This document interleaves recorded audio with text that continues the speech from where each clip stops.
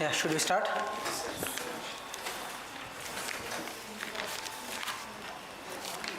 Hey, what happened? COVID is coming.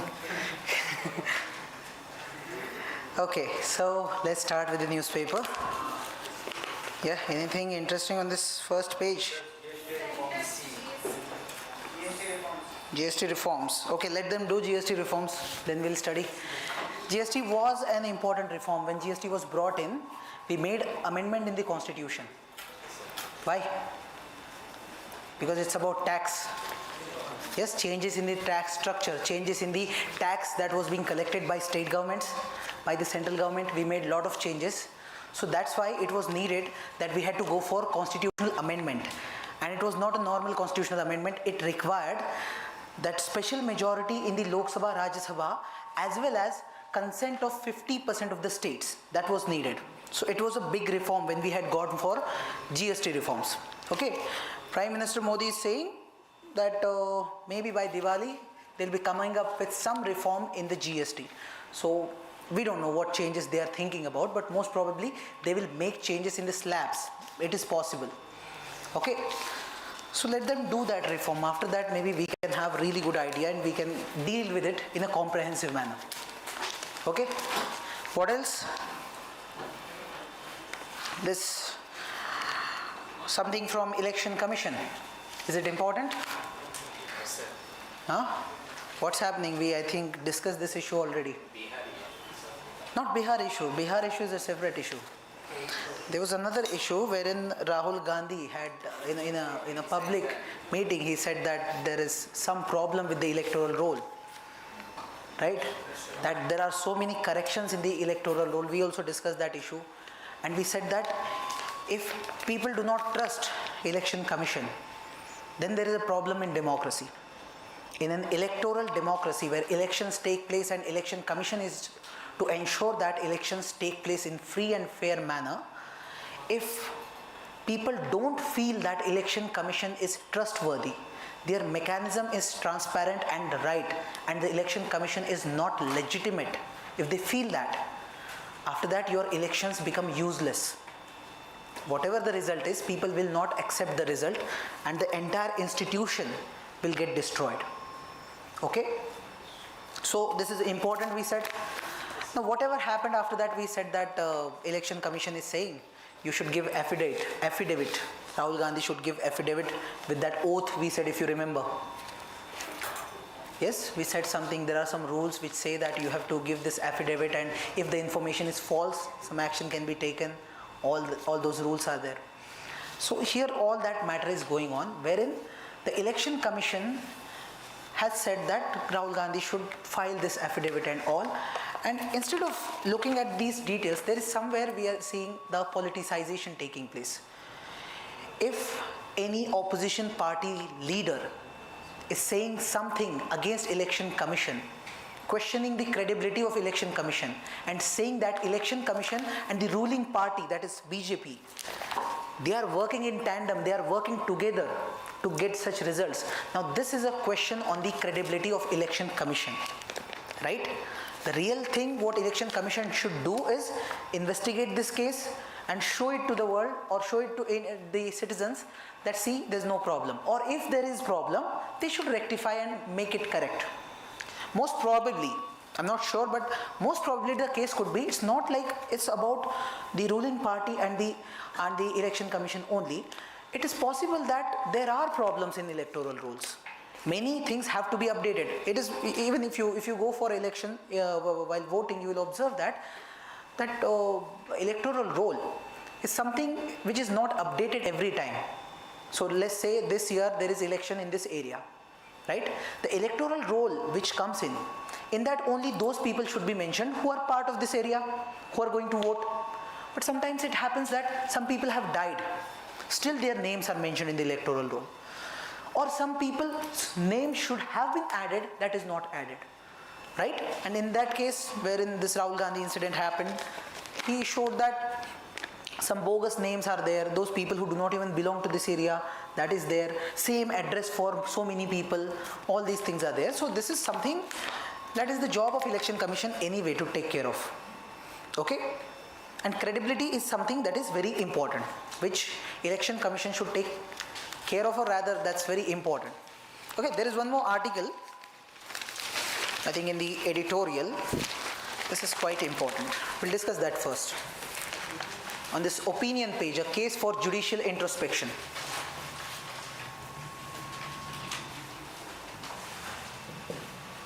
Now see why questions are being raised against election commission nowadays, and why this particular government is being said that they are doing these things and all. So the point is, first of all, this time this chief election commission, he came out and said Rahul Gandhi should file affidavit. Others started questioning, because earlier similar incident happened wherein a BJP MP had said similar things about election commission. At that time the election commission did not came out and said that you should file affidavit and all. So when differences in the behavior is being observed from this chief election commission or election commission, when you're dealing with a member from this party and when you're dealing with a member from this party, if your behavior is not the same, that brings a question about the partiality or impartiality of election commission as an institution, right? Election commission is supposed to remain completely impartial, not support any party, not get involved with any party. This is something we all can understand, right? Now what happened in some recent years? Understand one thing, because this is being highlighted now. So you see, we have Article 324 of the Constitution, okay, that deals with the appointment of Chief Election Commissioner and other election commissioners. Okay, normally right now we have the system in which in Election Commission of India, we have one Chief Election Commissioner and 2 normal election commissioners. Now this number can vary. Sometimes it is 1 member body, sometimes it is 2 member or 3 member body. That can differ. Right now this is the structure. Now the point is, I'm talking about Article 324 of the Constitution. So you see, this is the article. Okay. Now if we read this clause, the election commission shall consist of chief election commissioner and such number of other election commissioners, if any, as the president may from time to time fix, and the appointment of the chief election commissioner and other election commissioners shall, subject to the provisions of any law made in that behalf by parliament, be made by president. Okay. Now, whatever this article is saying, in simple terms we can say that first of all, who appoints chief election commissioner and other election commissioners? It is the president who appoints. Okay, appointment president. But there is some role of parliament over here.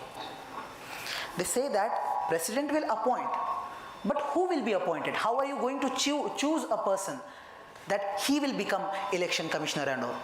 Who will choose? How he will choose? All that process is not mentioned over here. Whether it is the Council of Ministers, they are going to take the decision, Cabinet going to take decision, Election Commission will tell, or Supreme Court will tell. Nothing is mentioned. Only said President will appoint. And one more line, subject to the law of Parliament. So in case Parliament makes a law and provides for the process, how you are going to choose election commissioner, then that procedure will be followed. So now the power is with President and Parliament.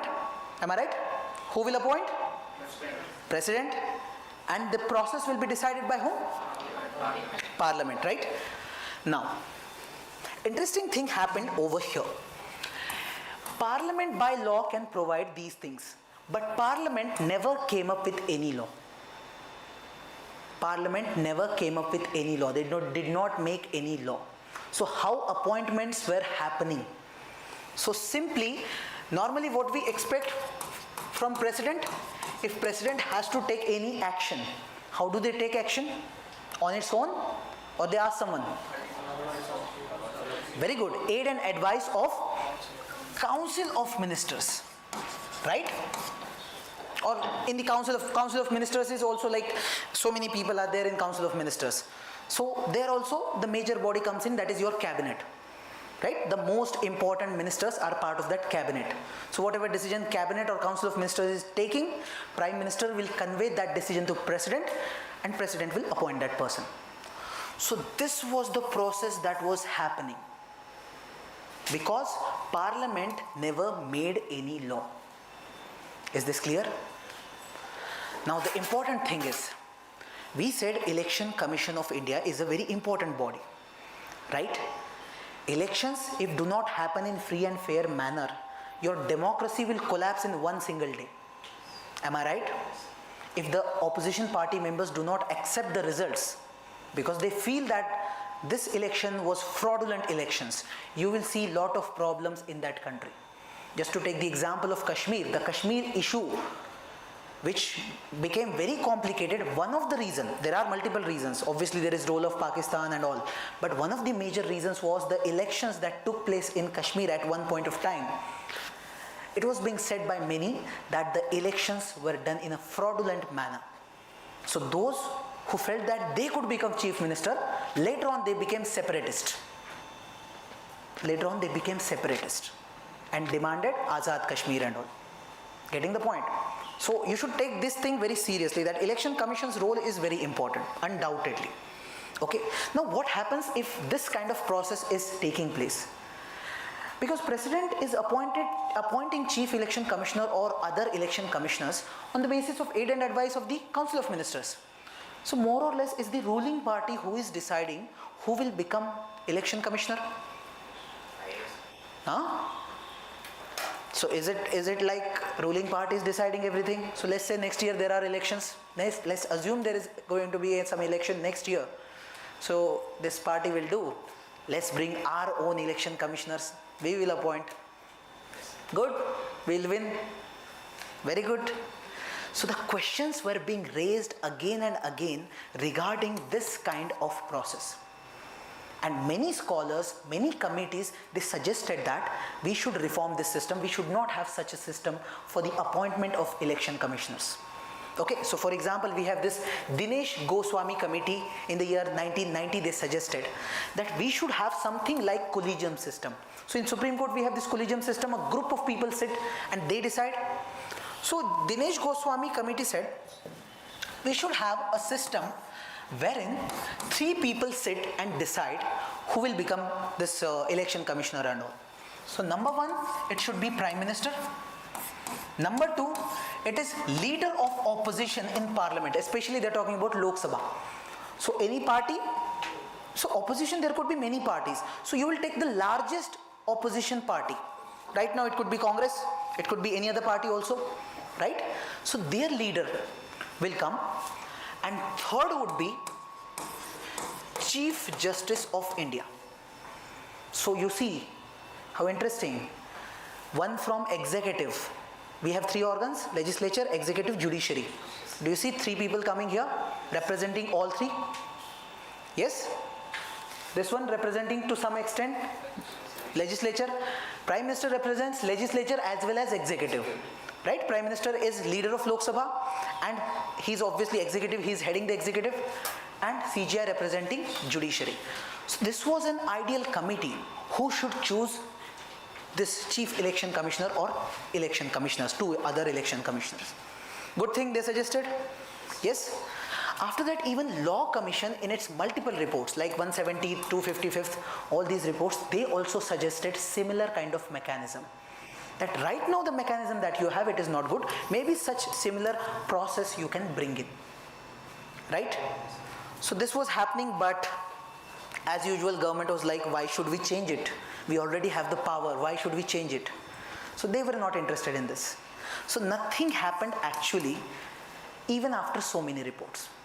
So people reached out to Supreme Court. And there were so many cases, continuously one after the other, so many litigations, so many cases were building up. And those people who were arguing, they were saying that, sir, we have other bodies, like we have CBI director, we have Lokpal, these are also important bodies, and when we appoint anyone as CBI director or Lokpal, we have such system like collegium. We have different people coming into picture to decide. It's not only government who is deciding. So if you can have this system for them, you should have similar kind of system for election commissioners. That was the argument being put in the court. Okay, government is not doing anything. That means legislature and executive are not going to do anything, is what that was very much visible throughout these years. So at the end, it was judiciary who decided they are taking some action.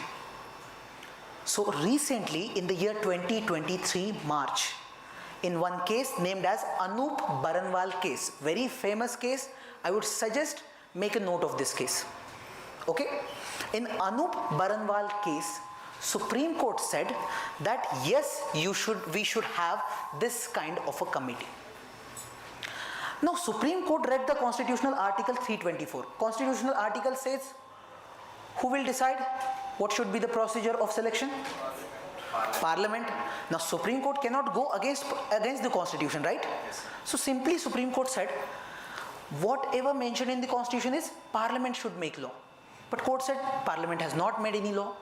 So till the time Parliament makes law, till that time this committee should work. Same committee, which includes 3 members: Prime Minister, Leader of Opposition from Lok Sabha, and Chief Justice of India. So they suggested use this committee and they should select. They should select who becomes election commissioner. Clear? Till when? Till the time Parliament makes law. Till the time Parliament makes law, only till that time this will happen. Now what happens? As soon as this judgment comes, Parliament becomes active. And Parliament suddenly passes a law. Because next year there are elections, 2024. Yes? Very interesting. So till 2023, from 1950, government and Parliament was sleeping.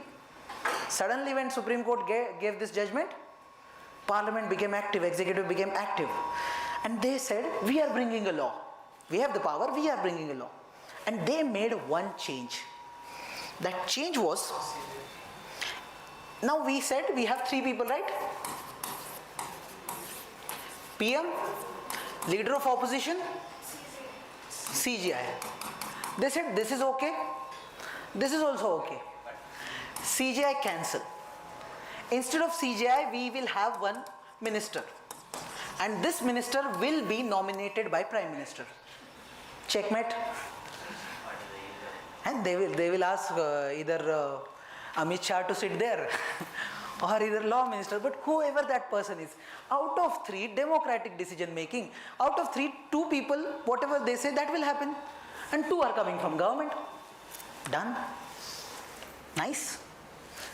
So this is what happened, man. Hello. Okay, is my voice audible? Okay, let it be. Hello. Thank you. I don't know what's happening with this. Okay, let it be. Now the point is, this thing happened. Okay?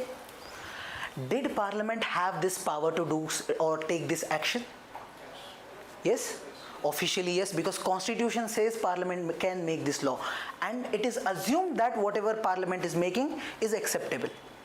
So this happened. Now here they have actually made 2 different layers. So it's not like there's one committee, there are 2 committees. And you should know this thing. Okay, number 1 is a search committee. Number 2 is selection committee. Now the committee that we talked about, Prime Minister, Leader of Opposition, and this third minister, this is part of selection committee. Before that, there is search committee that will come into picture. So see how things happen. A committee includes law minister and 2 more officers, let's say IAS officer or some secretaries. They'll sit and they will come up with a list of people. So they will recommend 5 people who can be appointed as election commissioners. Okay, list of 5 people. Now they will give this list to the selection committee, where these 3 people are sitting, and they will give their final assent. If they say yes, this list will be finalized and reach to whom? Huh? President. Very good. It will reach to President. President is going to sign it, so that person will be appointed. Okay, this is the present process. Now what do you think? Whatever they have done is good or bad? Yes? Good or bad? Legally, it is good. We can't question it. But if we look at the intention, it doesn't seem to be good as such. Yes? And this was happening just before elections, as I said. Yes? 2024 elections, before that all these things were happening. So 2024 was the first election which took place with all these major changes. Okay? Now, what is happening right now? So people reached out to Supreme Court after all these things. They said that, sir, this is not good. Again, the executive is having a lot of power, and there is a high chance this election commission will not be impartial in this case. If government has upper hand in deciding who becomes part of election commission. Okay, so there was another case in 2024 named Dr. Jaya Thakur versus Union of India. Okay, now in this case people went to Supreme Court, but court said constitutionally it seems right. Okay, they did not say that we are scrapping this law or we are cancelling it out. They didn't say this thing. Okay, but still there are so many people reaching out to court. And now again credibility of election commission is being questioned now. So all these events, when you look at all these events together, it comes into our mind that there is need of election commission's responsibility to be shown. There should be some more transparency. That legitimacy of that organization has to be maintained. If multiple things are happening which are continuously questioning the legitimacy of election commission, it's not a good news. Okay, not a good news for election commission also, not a good news for entire country also. And if this really happens, if really election commission of India is not so independent and ruling party has some control over it, some dominance over it, so that is a clear-cut trend towards authoritarianism. Okay, authoritarianism or dictatorship or whatever you call it, moving towards that direction is very clear if this is true. Otherwise, somehow it's the responsibility of election commission or again Supreme Court. If election commission is not doing something, then it's Supreme Court who will have to come into picture. Clear? Because we know anyway Parliament will not do anything unless government changed. Maybe in that case it might happen. Clear? Any doubt with this case? So don't just look at that Rahul Gandhi incident just like in an isolated event. Look at all these things about election commission together. Okay? Yes. Next. What else do you see as important article?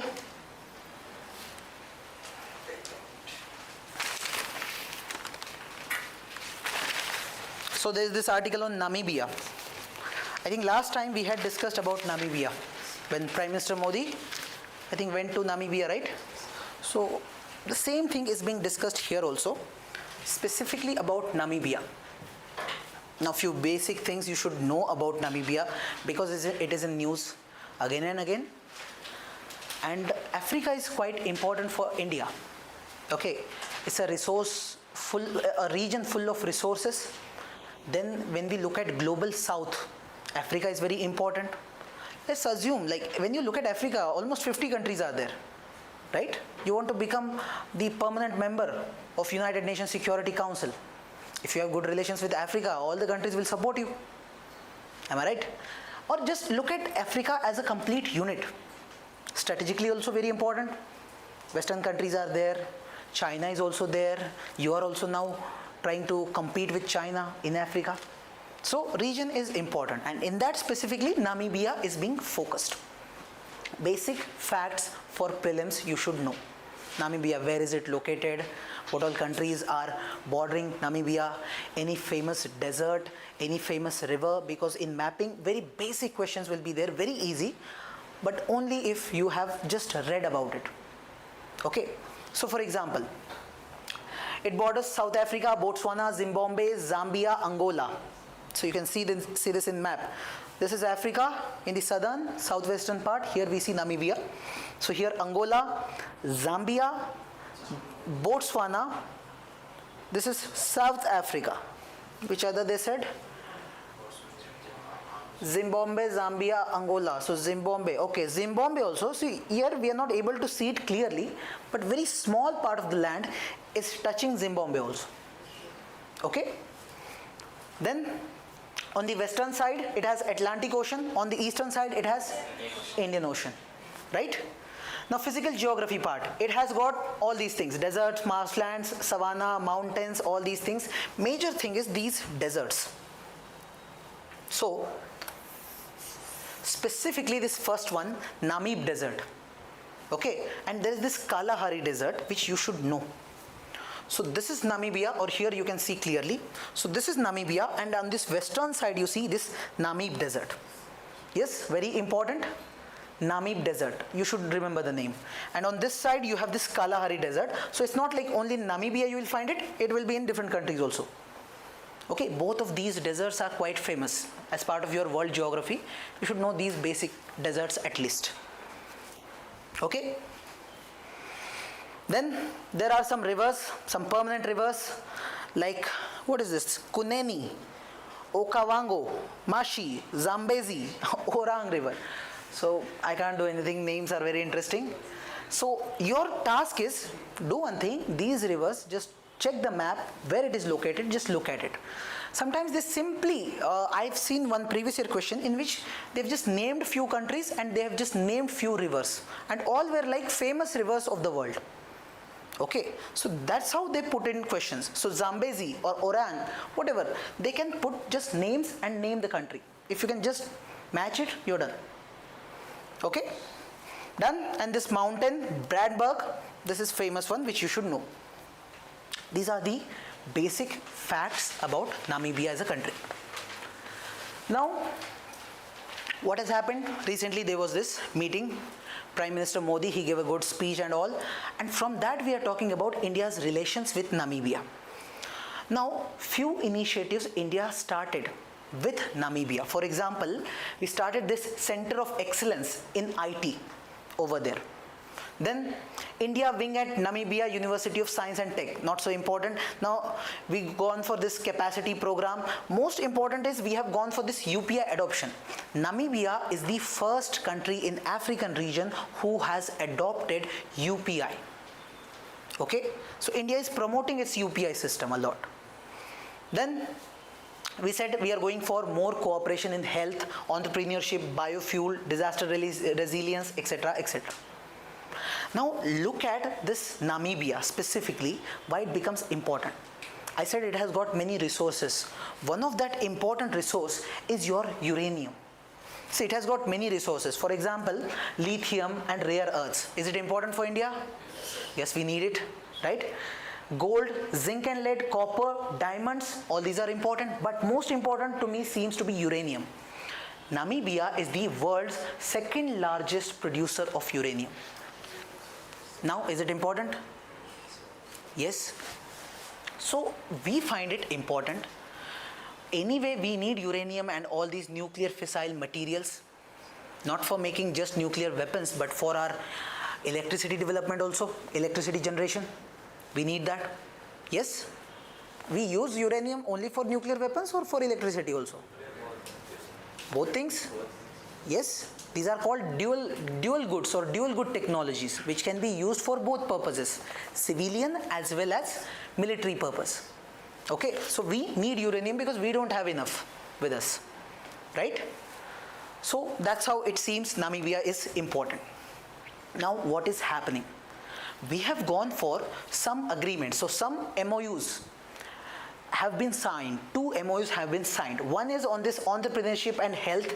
Other one is on this Global Biofuel Alliance and Coalition for Disaster Resilience Infrastructure. If you remember, these are the 2 in which India is leading in the entire world. India is trying all the countries become part of this alliance because we initiated, right?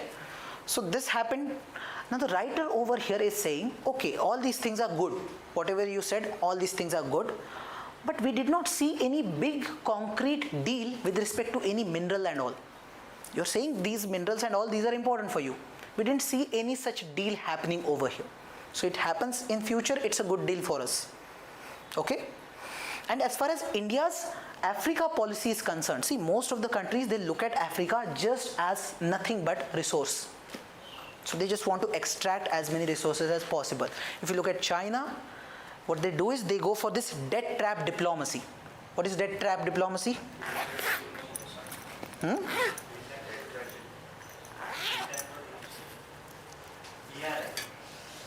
BRI. BRI, okay, BRI is a project. I'm saying debt trap diplomacy. What do you mean by this? You're quite near to that, but what's the meaning of it?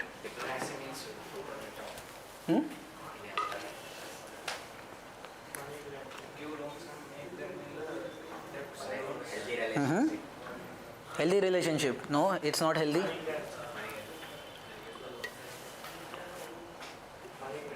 Money? Trench. So what do you mean by that? Giving money, that is debt.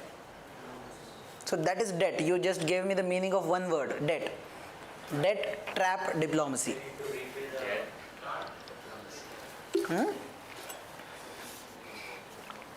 So see, what happens is, when someone is giving you debt, even the bank is giving you loan.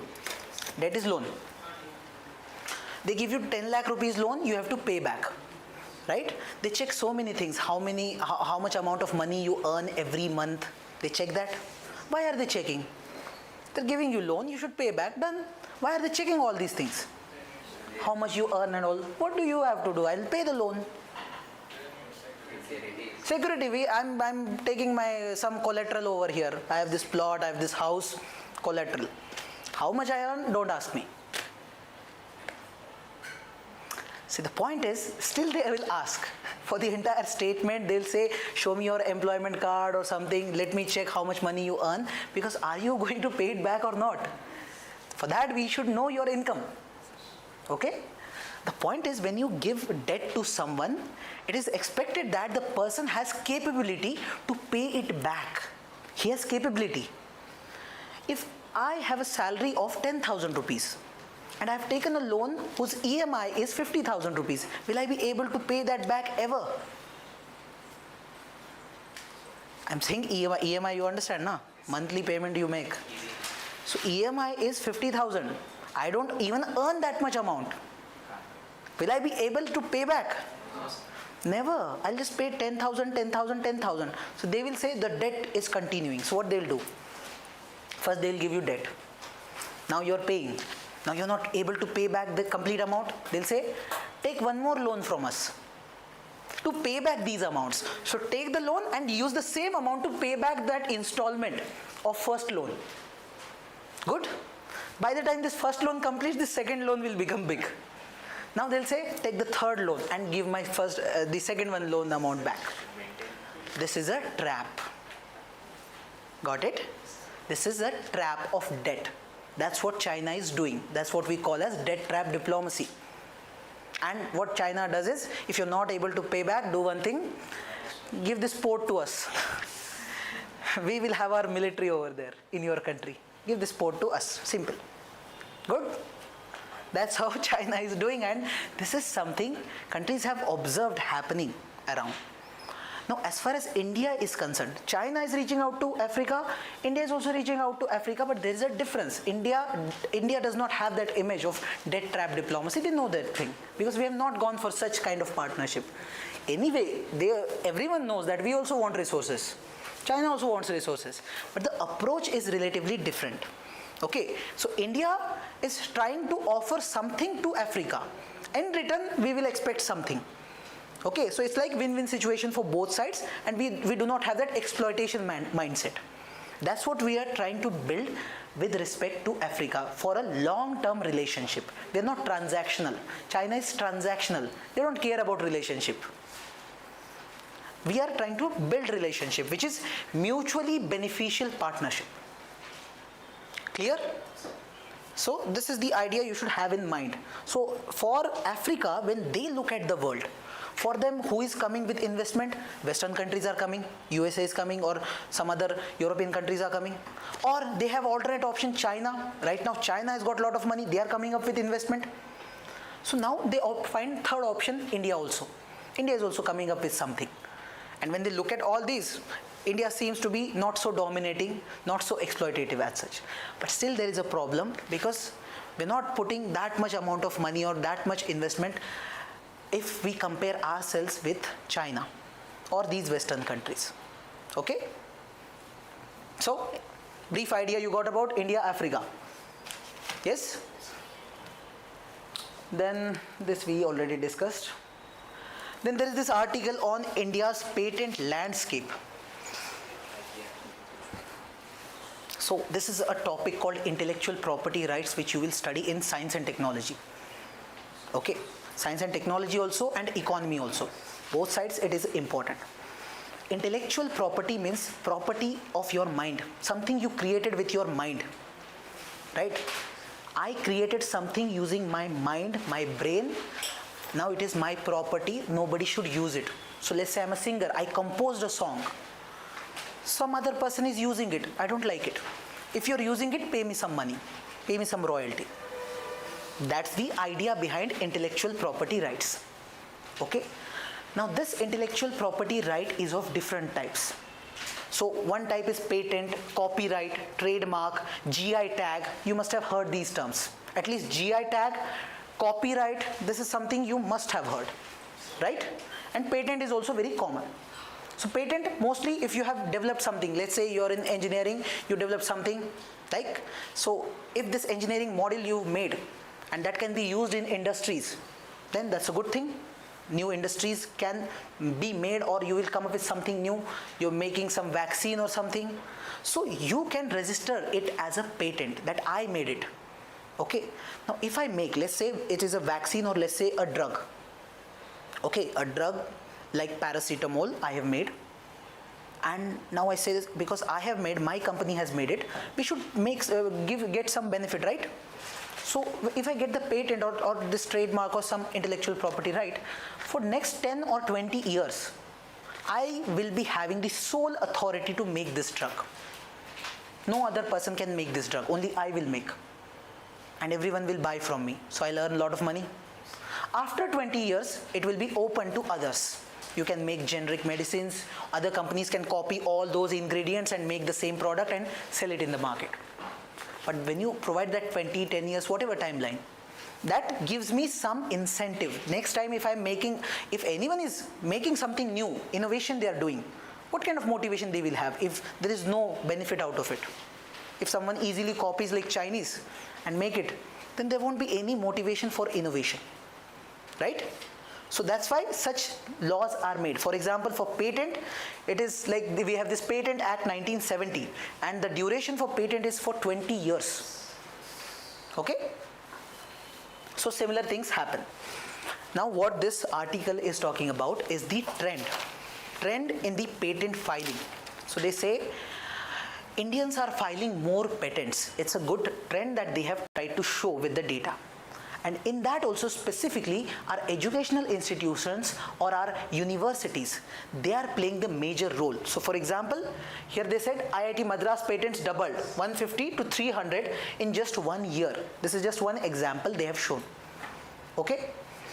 Now they have shown one shift also. Earlier the patents were filed from mechanical and chemical engineering part. More patents were coming from this segment. Nowadays more is coming from IT, electrical, biotech and biomedical. Now this shows a trend in the changing trend in our economy also overall. So these are emerging sectors is what we can see. Innovations is taking place in this particular segment. Clear? Just for basic understanding, you don't need to remember. What you can remember is all this happened because of what? So the answer is government. Government brought some schemes, some programs which motivated them. So how? You see there is this Kapila program brought by government first, and there is this National Innovation Mission, and there is this, or the name is like Atal Innovation Mission coming from Niti Aayog. Okay, so they have played important role in this. So from this you can understand one scheme coming in 2016, and by 2025 you see good results out of it. That's how government initiatives make some impact. Okay. So this is something you can just look for, it's like one of the argument in the answers. Okay. Now the article also talks about what bad is happening or what needs to be further worked on. First of all, patents get delayed a lot. You file right now, it will take a lot of time. 8 to 10 years earlier it used to take. Now it is taking 3 years for that process. Major problem is our funding problem in research and development. Patent means what? Someone is doing research, coming up with some innovation. He has to spend lot of years, lot of efforts have to be made for that research. For that, money is needed. Our problem is our research and development spending is very less. How much less? Less than 1%. Less than 1% of our GDP. So exact number is 0.6% of our GDP we spend on research and development. Compare this with other countries. Israel 5.4%. South Korea 4.8%, and your favorite China 2.5%. At least see the difference where we are standing, where China is standing.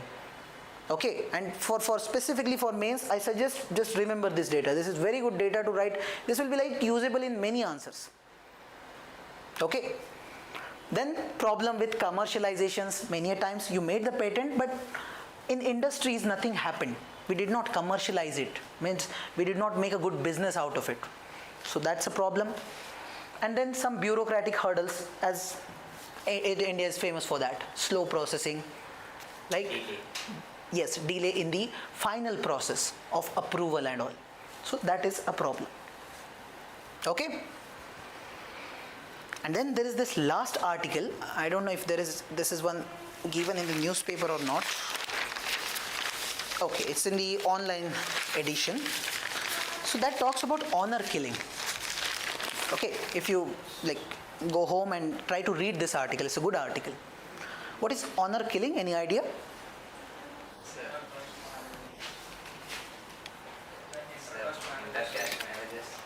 Hey, intercaste marriages. Enna raskala, kill it. Very good. Why do they kill? Who kills, first of all?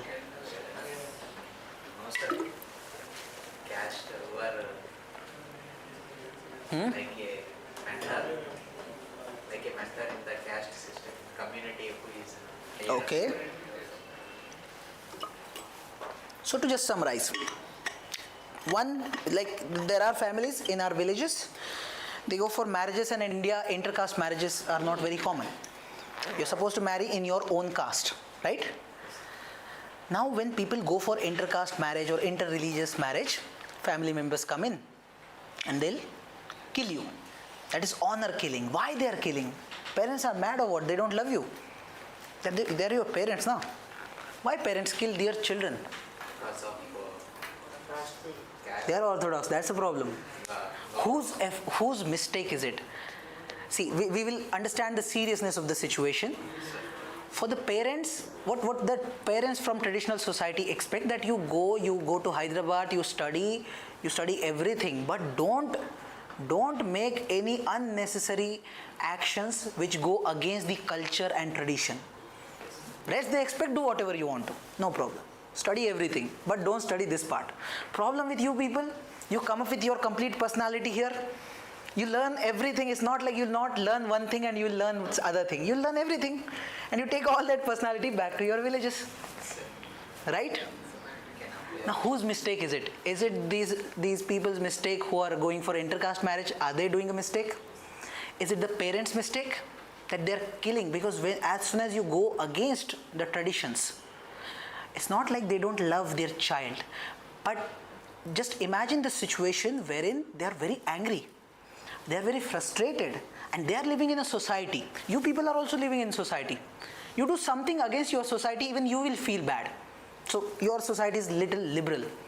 Okay.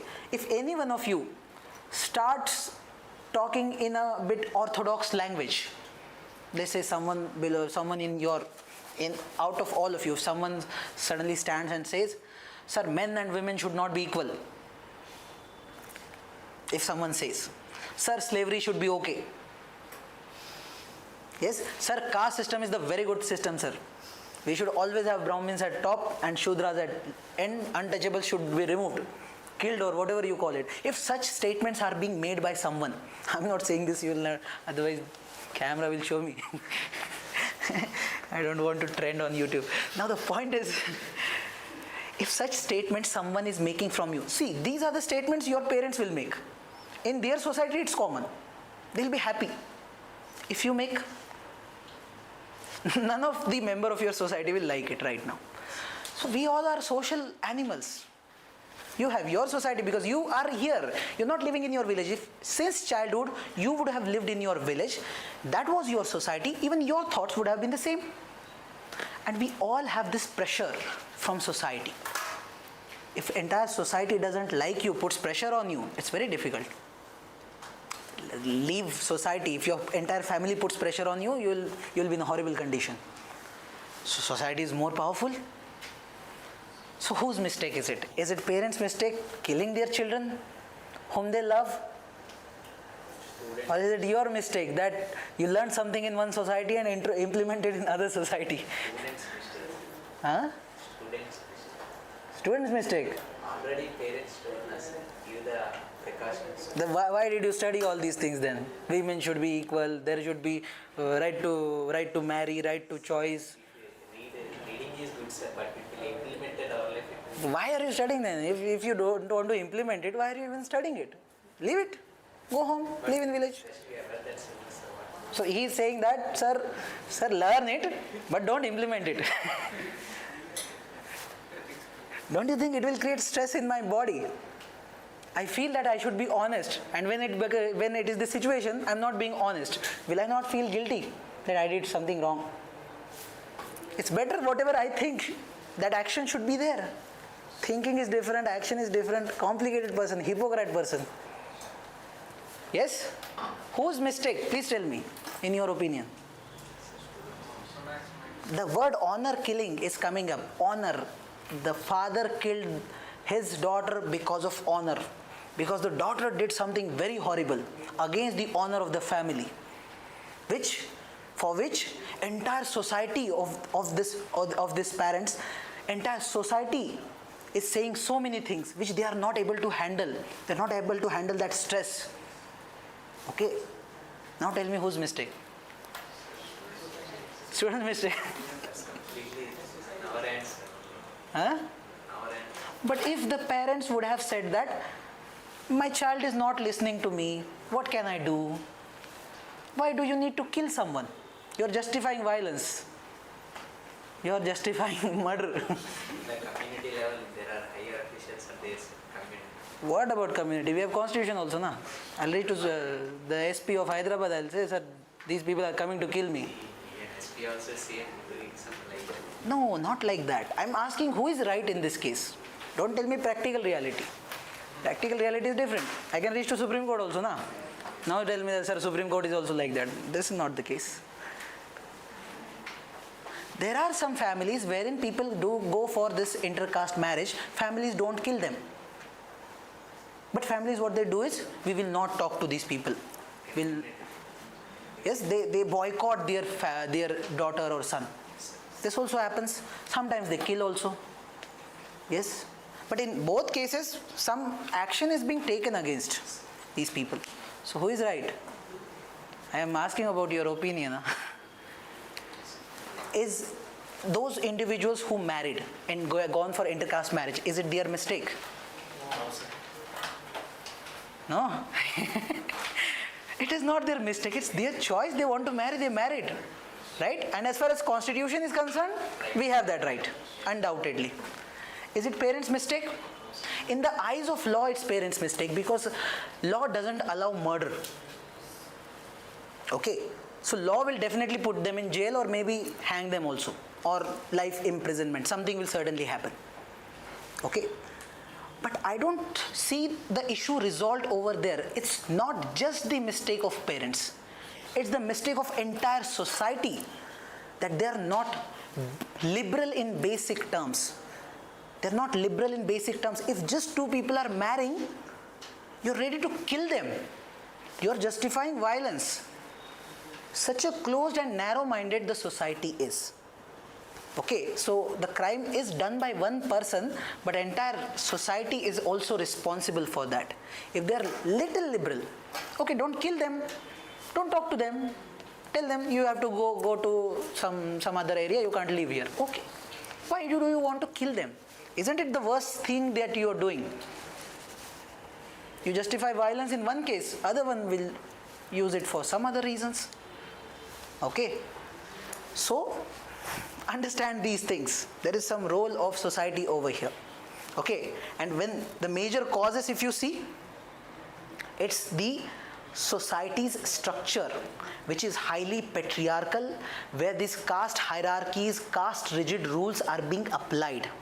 If you bring some education, if you just bring more awareness, and if you wait for some more time, the same society will accept intercaste marriages. So many people whose grandfathers or grandparents or their parents were not okay with intercaste marriage. Are you okay with it? Most of you? Let's say, just imagine your children, they want to go for intercaste marriage. Are you okay with it? Because you have become liberal. You also belong to the same society. Okay? So things take time. Okay? And now the interesting data that they have shown. Maximum cases of honor killing in India are coming from Tamil Nadu, Telangana, Maharashtra and Kerala. What do you see over here? First of all, when you see the India's map, North Indian states, we always abuse them. You don't have education, you don't have healthcare, social indicators, you are pathetic. Kerala people, they don't even like, if they come to Maharashtra, they'll be like, we don't like your education system. Maharashtra people are like, they go to UP, we don't like your education system. So, north to south, progress is there, right? As soon as you go to the south corner, the progress is at highest level, right? Kerala number 1, Tamil Nadu number 2, then Karnataka, Andhra, Telangana, Maharashtra, slowly, orthodox. But numbers are saying something else. Maximum killings are happening in these states. How interesting. These are the most modern states in India. Maximum intercaste marriages take place in these states only. In UP, Bihar, you won't see so many intercaste marriages. And there, these conflicts are taking place. Okay, so just remember, it's a good data to remember, to show the irony of India, that we become modern and we still stay orthodox. Okay? Yes, please read this article. It's a very good article. Okay? Available in the online edition.